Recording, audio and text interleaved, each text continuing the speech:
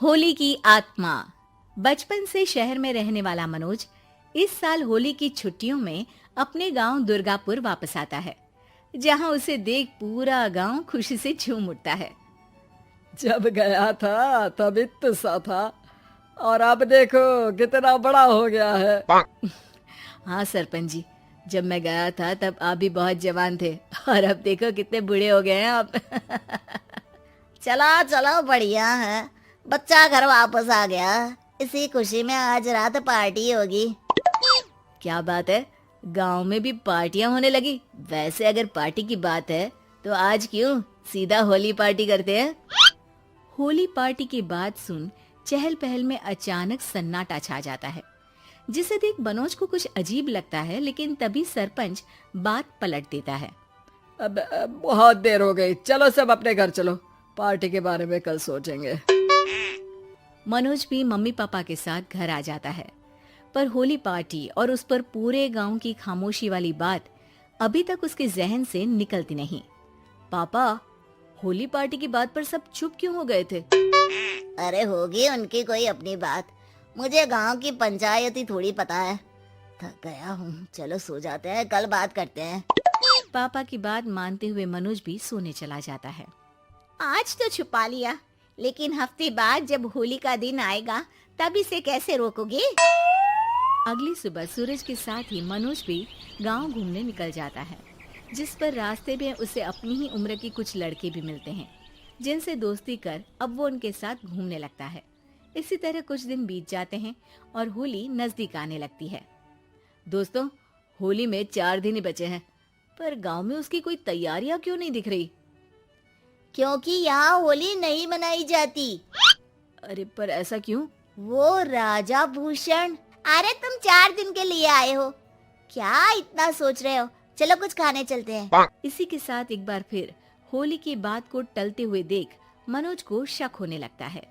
वो घर पहुंचते ही इंटरनेट पर अपने गांव और राजा भूषण के बारे में जानकारी निकालने लगता है। क्या? मुझे आज तक ये नहीं पता था। ऐसा कैसे? किसी ने मुझे कुछ बताया क्यों नहीं? सारी जानकारी लेने के बाद मनोज गांव वालों या अपने मम्मी पापा से कुछ पूछे बिना खुद ही उसकी सच्चाई के बारे में छानबीन करने लगता है, जिसके चलते वो राजा भूषण की हवेली में पहुंचता है। वाह, क्या हवेली है यार! पर क्या यहाँ सच में कोई भूत है? हेलो भूत जी, कोई है क्या? हम इस साल गांव में होली सेलिब्रेट कर रहे हैं, क्या आप उस पर थोड़ा इंटरव्यू देंगे? मनोज के ऐसा बोलते ही गांव में तूफान उठ जाता है और हवेली में रखी सारी चीजें हिलने लगती है। एक अदृश्य शक्ति मनोज को धक्का देकर हवेली से बाहर निकाल दरवाजा बंद कर लेती है। ये सब देख मनोज हैरान रह जाता है। क्या अभी मुझे हवा ने धक्का देकर बाहर निकाल दिया? मेरे होते हुए इस गांव में कभी होली नहीं मन सकती, इसलिए दोबारा ऐसी कोशिश भी मत करना, अंजाम बुरा होगा। आवाज सुन मनोज हैरानी से इधर उधर देखने लगता है, पर उसे कोई दिखाई नहीं देता। वो गांव वापस आ जाता है, जहां तूफान की वजह से सब कुछ तहस महस हो चुका होता है। आखिर ये तूफान आया कैसे? ना ऐसा कोई मौसम था और ना ही हमने होली का त्योहार मनाने की बात की थी। सरपंच की बात पर कोई रिएक्शन दिए बिना मनोज चुपचाप अपने घर चला जाता है। इस तरह देखते ही देखते होली का दिन भी आ जाता है और मनोज रंग लेकर गांव में निकल जाता है, लेकिन गांव पूरी तरह खाली होता है। अरे त्योहार का दिन है, धूमधाम की जगह मातम क्यों मनाया हुआ है? मनोज की आवाज सुन सब अपने घर की खिड़कियां खोल के घर के अंदर से ही उसे वापस जाने के लिए कहने लगते हैं, पर वो किसी की नहीं सुनता। तुझे पहले भी समझाया था, अगर होली खेलने की कोशिश भी की तो अच्छा नहीं होगा। अरे बात मान लो बेटा, तुम्हें सच नहीं पता। मुझे सब पता है। सालों पहले इस राजा ने एक अंधविश्वास फैलाया और आप लोग आज तक उसे मानते आ रहे हो। अरे बेटा, जब तुम पैदा भी नहीं हुए थे उससे भी बहुत पहले से इस गांव पर होली का श्राप है। अगर गांव में होली का त्योहार मनाया जाता है तो प्रलय आना पक्की बात होती है। राजा भूषण इस सब में नहीं मानते थे और त्योहार मनाने लगे, जिसके चलते होली वाले ही दिन पहले उनके बेटे की और फिर उनकी मृत्यु हो गई। तभी से गांव की रक्षा के लिए उनकी आत्मा उस हवेली में रह रही है। सबकी बातें सुन मनोज उलझन में पड़ जाता है। सोचना भी मत मनोज, अगर तुमने इस परंपरा को तोड़ने की कोशिश भी की तो उसका परिणाम इस गांव और गांव के लोगों के लिए अच्छा नहीं होगा।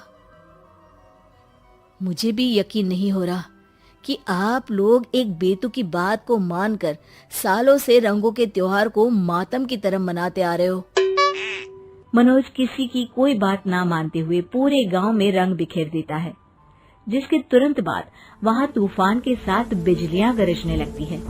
अचानक मौसम में ऐसा बदलाव देख जहां मनोज कंफ्यूजन में आ जाता है, वहीं गांव वाले डर से सहम जाते हैं।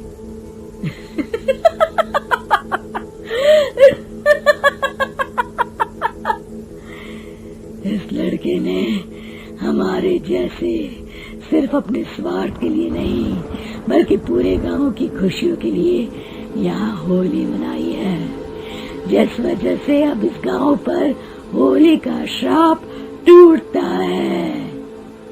ऐसा बोलकर राजा का भूत वहां से गायब हो जाता है, जिसके बाद गांव के लोग धूमधाम से होली मनाते हैं। खुशियों के रंग गांव में बिखरे ही होते हैं कि अगली सुबह अचानक मनोज कहीं गायब हो जाता है और एक बार फिर गांव में होली का नया राज शुरू हो जाता है।